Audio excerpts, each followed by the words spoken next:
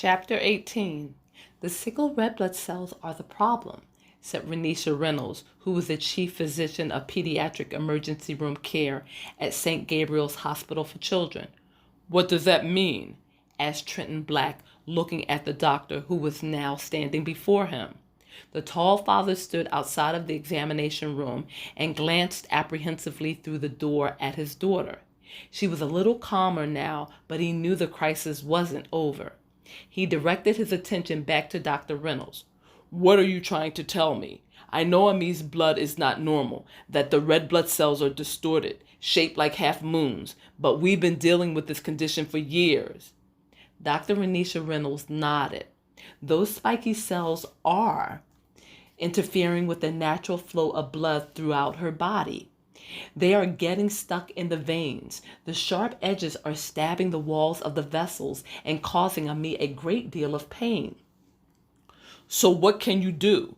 How can you help my child? A transfusion.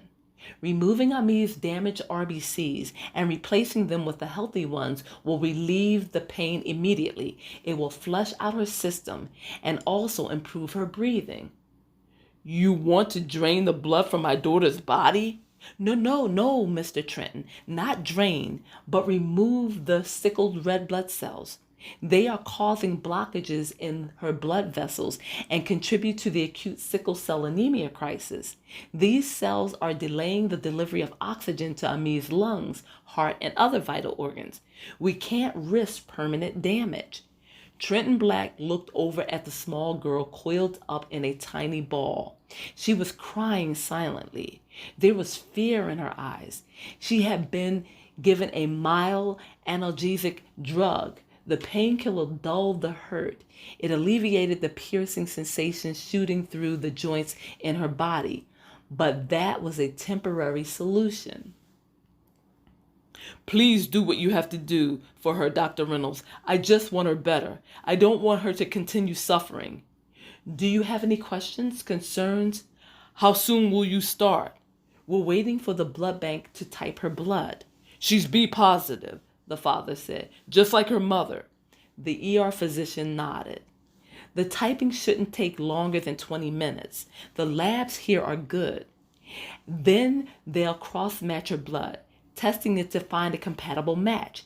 If there are no problems with the cross-matching, Ami's blood will be ready in a few hours. What kind of complications? What are the risks? There's no need to be concerned, Mr. Black. The hospital takes every precaution necessary to ensure that the blood a patient receives is compatible. Still, I'm responsible for monitoring your daughter while the transfusion is given. I'll be watching for any adverse reactions. Such as? What could go wrong? In some cases, the patient may develop a rash at the needle site, in which case we would stop the transfusion immediately, she said in a rush to get the last details out before the father could voice his concern. Also, there could be a sudden change in vital signs, a drop in blood pressure, or a rapid heart rate, in which case we would stop doing what we're doing. Are you certain that this has to be done? Yes, Mr. Black. I wouldn't suggest it if I didn't feel that it was necessary to protect Ami against the crinkling red blood cells lodging themselves in the walls of her tiny capillaries. A physician will be in the room with her at all times. Yes, doctor, of course, you're right. It's just that everything is happening so fast. You have time to think. The blood won't be available right away. As I've said, the lab is still running tests. Talk it over with your companion. The nurse and I will stay with your daughter while the two of you decide. My companion? He said, frowning. Then he realized that she was referring to the woman sitting in the ER waiting room with his two daughters. She was referring to Dr. Aaron Simpkins. Trenton Black had momentarily forgotten about the woman.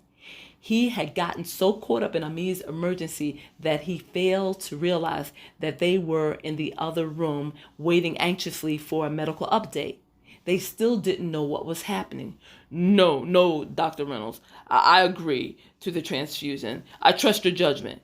Thank you for your candor, he said humbly. I'll get the consent papers for you to sign. Go sit with your daughter and hold her hand. I'll bring them to you. Yes, I'll do that. She must be so frightened by all of this. The new surroundings. So many people touching and examining her, acknowledged Trenton Black as he slid the glass door aside and re-entered the room where Ami lay. Her eyes darted to him as he approached the bed. She whimpered and tried to rise. Don't worry, baby girl. I'm here. Everything is going to be okay. Daddy's here. I'm not going anywhere, he said reassuringly.